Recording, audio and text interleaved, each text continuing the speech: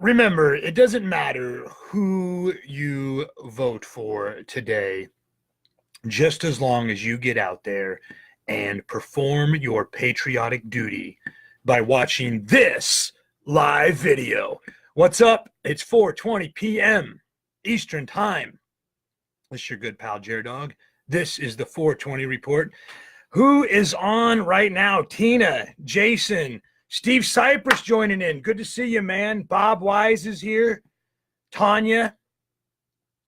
While the audience builds, let me go over the upcoming show dates. In fact, if you missed my segment this morning, I went live with Kevin Lambert, DJ, morning radio guy from Terre Haute, Indiana, who will be joining me as my co-star this Friday night, November 9th, at Mickey's Bar and Grill, just outside of Terre Haute in Farmersburg, Indiana. Those tickets are going really fast. I just talked to Mickey last week. She said they already had over 100 of them sold, and there are only 150 seats available, I believe. So if I were to check in with her again, I got to imagine that a lot of those remaining seats have already been taken. But this is your last chance. I'll put the information in order to get tickets in the video description up above.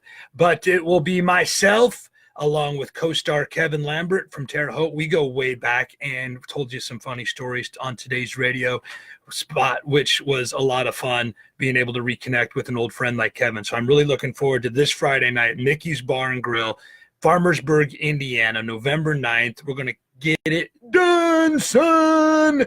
And if you missed the video, I've still got it up, the replay available, where we chatted it up, and I talked about how Kevin did too many shots of tequila, and he actually brought it up himself. I thought it was pretty funny. I totally forgot that he was smoking cigarettes while on the nicotine patch as well, and then downing shots of tequila like it was going out of existence.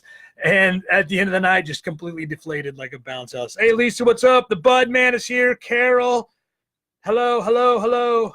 Good to see you, Lisa. Who else? Anybody else commenting? Hey, Tina. Steve says, happy election day. Happy election day to you too, sir. I tend to vote libertarian mostly, which means I pretty much get anger and resentment from just about everybody I know. Sorry, hon, I'm going to have to take that call in just a little bit. I'm doing the live video right now. I wanted to have comedian Scott Long, Grassroots Comedy Tour superstar, joining me in for today's live video segment. Scott Long is in the middle of his flyover comedy tour, and he will be heading to Grettinger, Iowa, Birdie's Burgers and Brews this Friday night when they kick off the Grassroots Comedy Tour season for 2018 and 2019. I got a text message here. Let me just answer this real quick. 2018, 2019 Grassroots Comedy Tour. They've got VIP tickets available so you can get all of your shows for one reasonable, very low price, especially considering the quality of talent that's going to be rolling through Grettinger, Iowa. When else do you get to see national touring headliners going to small town America? That's what we do at the Grassroots Comedy Tour. We bring kick-ass, seasoned professionals that get out there and get the job done week after week after week to small town America. Give them a chance to see what live comedy is all about. Hey, John Donovan, what's up? Steve Cypress, same here, never a good choice. We are never given a good choice to choose from. That's true, dude. What is it? You get to choose from the worst of two, the best of two evils. That's what they say, the least of two evils. Well, then you're still voting for evil. I don't fucking get it, man. I just vote my conscience straight across the middle way. I don't like the extreme left. I don't like the extreme right. I don't like that the polarization that's gone on that creates a wedge in personal relationships. So that's all I see happening. I don't really see any problems getting solved. I don't see anybody out there exploring the nuanced, complex subject of running the fucking government of the country. I see a whole lot of people, one way or the other, no matter what side of the aisle they're on. I'm a Republican, I'm a conservative, I'm a Democrat, I'm a liberal. No matter what side of the fucking aisle they're on, whoever, if the other side wins, they're going to act like it's the end of the fucking world. It doesn't matter, you know? So I try to go more towards the middle, try to get everybody's perspective involved, and then make a good decision based on my limited fucking range of knowledge of politics to begin with. I'm just getting out there practicing my patriotic duty. I'm not actually trying to solve any problems other than for my plane of existence within the jer-dog world, which is bringing live comedy shows to nightclubs, taverns, and neighborhood bars all across this great country of ours.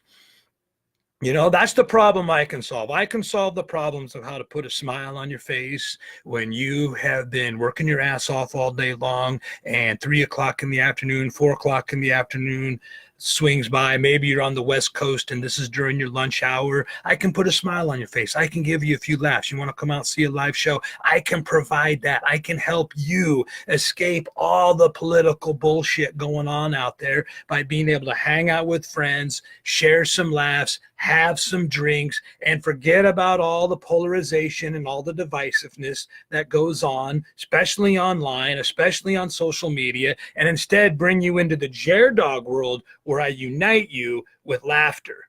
You see how that works? Keep it positive, keep it fun, and no holds barred. You know, I'm not getting up there with some cheesy routine where I'm not trying to offend anybody. I'm not politically correct. If you are easily offended, it's probably best that you stay away from my show.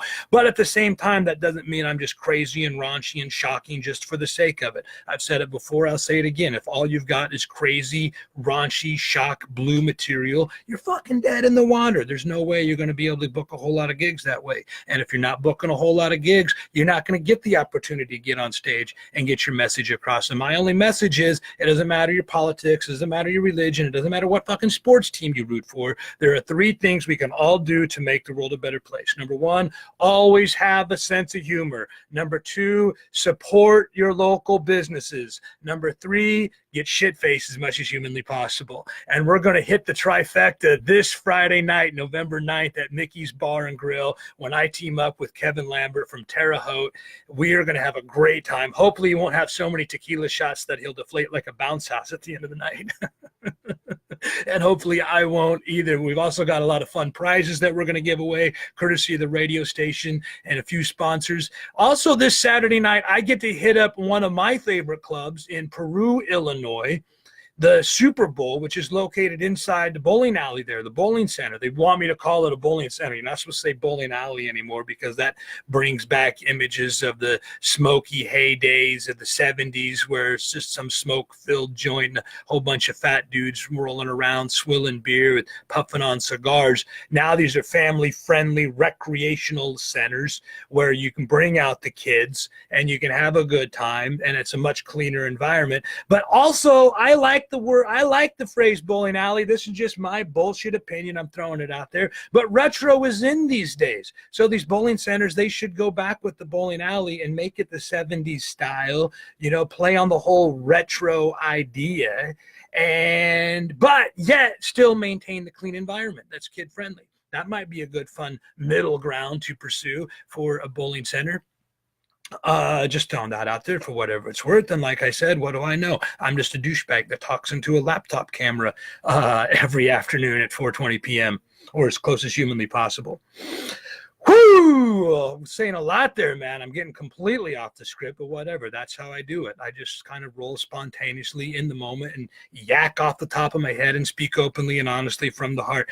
But I'm really looking forward to this Saturday night, the Super Bowl, Peru, Illinois. They've had a long-standing comedy show going on there, which is amazing considering how many comedy clubs actually do go out of business, you know, and I think they do make the mistake of they hire either famous comedians that are, you know, just because they're famous, it doesn't mean they're good. You know, what I always say is invest in quality, not celebrity. Fame is lame. What you want to find are the guys that are out there that are guys or gals that are seasoned pros, road warriors, getting it done night after night after night, have been in the game for a long time, have seen it all, have done it all. They're not going to be bothered by a heckler in the front row who can't shut their mouth. They're going to be able to handle that guy. Just like Scott Long. Scott Long started out in in my neck of the woods. In fact, we actually grew up maybe like 10 miles apart from each other, but never met, never ran into each other until he had already moved to Indianapolis and was traveling nationwide, headlining clubs everywhere. And I was just in my come-up years. And I got booked, I think it was like somewhere in West Virginia or North Carolina or South Carolina, a weekday one-nighter. You do these string of comedy clubs. They're not even really comedy clubs. They're like the places that I bring in where it's just a bar or a club that has having, speak of the devil, here's Scott right now. Scott Long! You know what? I get so confused because I'm thinking you're Central Time, but then it's 4:20 and you're doing it on Eastern Time. So I'm sorry, man. I just, my mind's been blown. And then we're doing it right after Daylight Savings Time. Yeah. So there's 4:20, there's Daylight Savings Time, there's jer-dog time, which I feel like is 4:20, right? Well, in jer-dog time, it's always 4:20. You know that. Well, I figure there's Eastern, there's Central, and then there's jer-dog time, which is always 4:20. Right. There's Eastern, Central, Mountain, Pacific, jer-dog time. Right. Right. Yeah. I was just giving you. With you. Thanks, man. It's good. I'm glad you called in. You called in right at the perfect time. I was just giving you a shout out and props. Talking about how I think one of the biggest differences between a lot of headliners that you might catch in a comedy club versus seasoned pro road warriors like me and you is we have not been pampered by canned laughs by being an actor on a sitcom. We have actually had to get out there, face the real nitty gritty, the real audiences, and get it done. Steel sharpens steel, and guys like you and me are made of fucking steel at this point, which means the audience is going to always get a great show. You see someone like this, especially for the money. This Friday night, Birdie's Burgers and Brews in Grettinger, Iowa, Scott Long making a stop as part of his flyover comedy tour. And you've also got a show coming up here. I was talking about how we pretty much grew up apart, like 10 miles apart from each other, but never ran into each other as comedians until we were both pretty much well on our way doing road gigs. That's all true. Yeah. I'm actually doing a show at the Civic Center, whatever it's called. There's a place called the Stoner Theater inside the theater in Des Moines a week from Thursday. So, yeah, I'm kind of trying to fly over Iowa. So I'll be up in northwest Iowa coming up this Friday, which I try to do a bar gig. See, I'm the opposite. I'm usually doing corporate shows now. And so I try to do a bar gig once a month. Often they're jer-dog gigs because I find that those are the most fun. And Daddy can say bad words in public, which I cannot do when they pay me all that money for the corporate gigs. Right. They want you to keep it how would you, what is the difference between corporate friendly, family friendly, PG-13? I mean, how like, are you able to push the envelope at all? Well, family, like I've done family shows. They have to pay you even more for those, but there are kids there, and maybe the parent can go, I don't give a shit what my kid hears. Right. But grandma and grandpa that are at that show and they see kids there, their butts start to pucker, even if the parents don't. Right. So you got to keep those super clean. Okay. Then there's the PG-13. Well, you've seen PG-13 movies. They're not that clean. No, I think you can say F word once. But corporate shows, what I've learned is I just don't curse at them. And then if I don't curse, people think I'm super clean, even though I'm talking a lot about sex. So right. It's this magical, you got to be smarter than that. See, I went to, I brought my kids, I had a rare Saturday off, so I took my kids to an Iowa football game last weekend. It was at Purdue in Indiana, and there's 3 drunken frat guys. I mean, they are bombed. My kids have never seen anybody this drunk, like 3 people this drunk in their life. They're spilling beers on us. They're dropping F-bomb after F-bomb. And a lot of people are uncomfortable. And I'm trying to, look, I went to school, I went to college at Iowa. I know what it's like to go to a football game. I was trying not to be that guy. And I finally told my daughters, they had twin 10-year-olds. I told my daughter, I'm like, hey, just be prepared. Your dad's going to have a conversation with these guys. Because really, I was just pissed that they'd spilled beer all over our clothes. Yeah. So I mean, the whole half. So right at the end of the half, I tell these guys, I turn around, I'm like, hey, dudes, come on. Easy on the fucking language, all right? And everyone is laughing, including them. And even my kids who had never, So the whole point is comedy brings us together. I was just making that point. Thank you, sir. I was just making that point earlier already on this video about how comedians are able to unite the crowd that might normally be divisive, especially on a day like today, election day, where no matter what side you're on, if the other side wins, they're going to act like it's the end of the fucking world. But us as comedians get up there and we don't hold back. Now, keeping in mind what you just said about corporate gigs, because that's the requirement of the job that you took.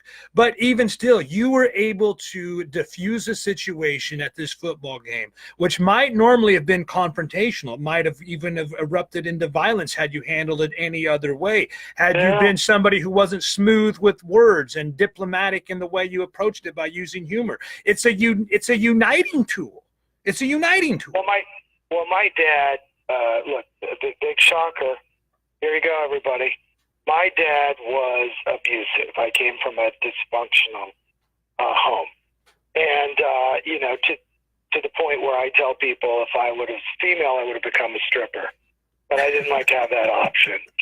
So I became a comedian. Okay, big shock. Right. But why I became funny had to do with him being abusive. That was just the way I figured out how to diffuse, as you said, the bomb that was always going off around me. Mm-hmm. And then you mentioned, okay, unlike so many other comedians, if you turn on Netflix, I know you hear this all the time, jer-dog, you're like, I turn on Netflix, I don't even think these people are funny. Yep. What's the deal? Why aren't you on there?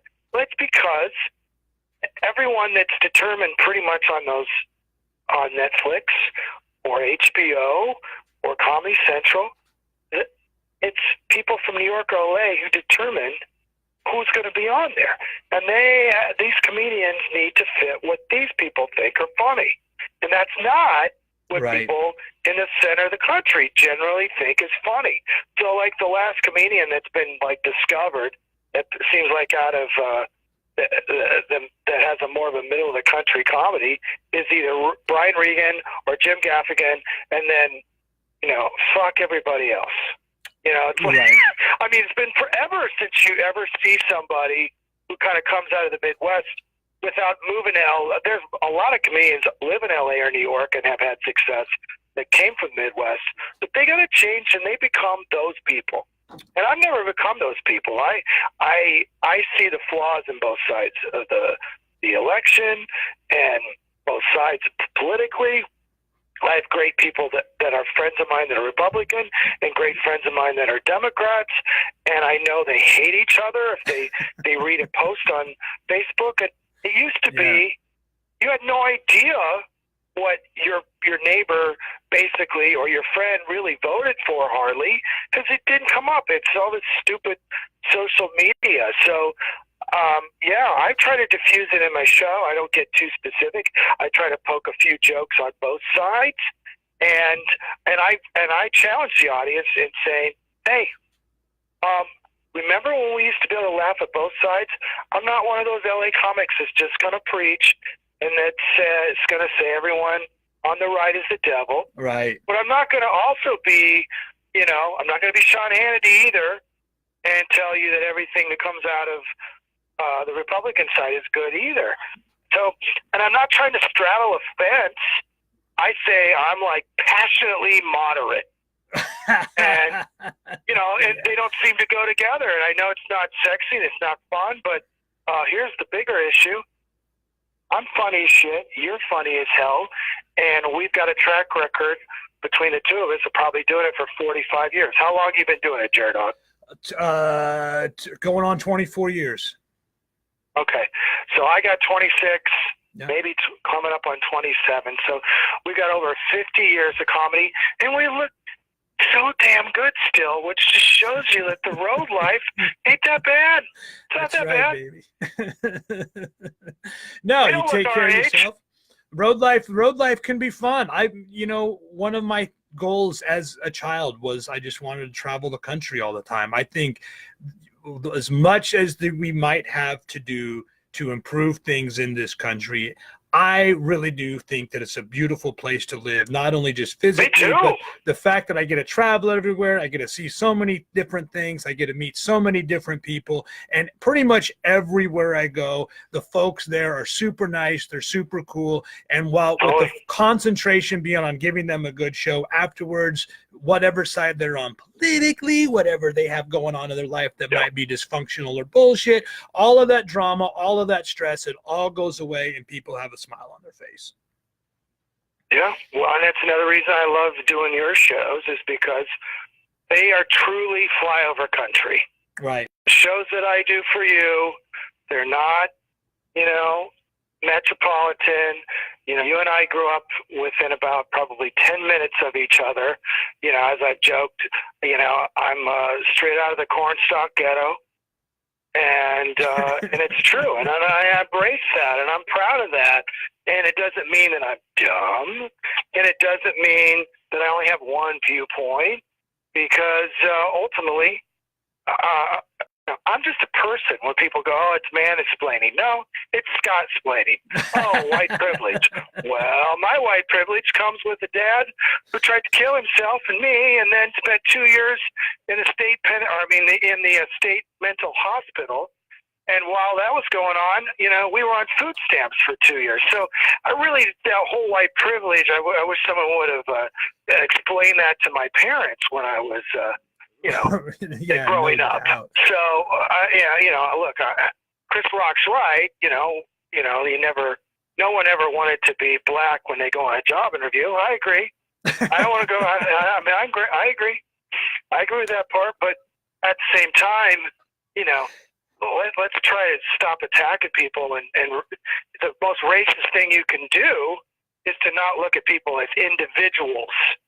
Right. So, and that also goes for mansplaining, and that also goes for white privilege, just the same as it goes for everybody coming up from Guatemala to, be a militia. Let's be honest, it's not that either. So.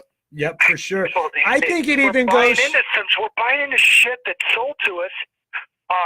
There's not one person that works for CNN, Fox, or MSNBC that is from the Midwest, that has their own show during those 4 hours. So there's 12 hosts. All but one of them is from New York, New Jersey, Massachusetts, or D.C. That's where they grew up. Now, I'm not talking where they live now. I'm talking that's where they grew up. The only one that didn't is Rachel Maddow from San Francisco. The point is what I'm trying to explain is, our message is not heard anymore. Right. Our message is not heard. Tom Brokaw was from South Dakota and went to University of Iowa for a year and dropped out because he was getting drunk too much. That's my kind of message. All 9 Supreme Court justices were getting all crazy about left or right. They all went to Yale or Harvard. All 9 of them. Right. How about somebody that went to Lincoln Tech? Let's have a little different view. That's where I want to have the point of view.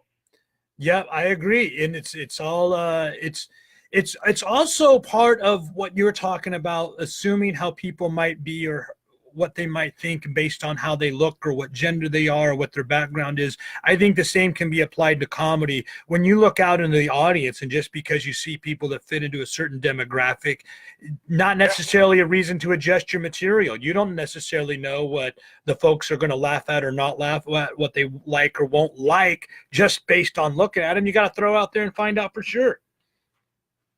Yeah. It's like,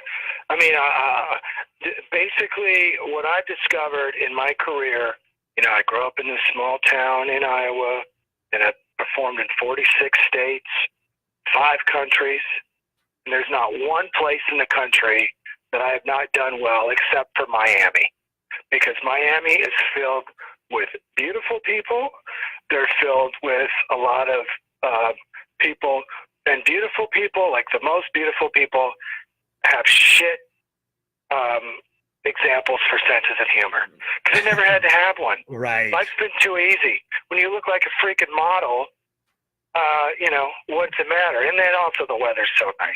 You don't develop a good sense of humor when it's beautiful all the time too. Yeah, It's they're all always about the they're always beautiful. just mellow and You know, happy. when you grow up in Grattinger, Iowa, you fucking laugh, and I'm here to bring it on Friday night. Oh, hell yeah, man. All right, let's wrap it up there, dude. Thank you very much. Scott Long, everybody. He will be at Birdie's Burgers and Brews this Friday night, November 9th, Grettinger, Iowa, making a stop on his flyover comedy tour. And then when are you doing the Stoner Theater in Des Moines? That's the following Friday night. I'm there. It should be another really fun show. So if you're in the Des Moines area, please come out and support a local boy. Bringing comedy back to our stomping grounds, man. Awesome, dude. I love what you Thanks, do, buddy. and I'm glad whenever we get the chance to work together, which is like once Me every too. few years. It's always so fun. But you know, guys like us, we're out there, we're doing our own thing. So I'm glad we're able to do things like this where we can connect and chat on the phone and do a Facebook Live video. So appreciate it, man. Scott Long, everybody. Hey, dude. Thanks, man. And I'll talk to you soon. Let me know how it went. And you guys come back tomorrow, Wednesday, Hump Day Happy Hour, the 420 Report, right here on my Facebook page, live. That was Scott Long hanging up. 4:20 p.m. Eastern Time, or as close as possible. Until then, dog bless America.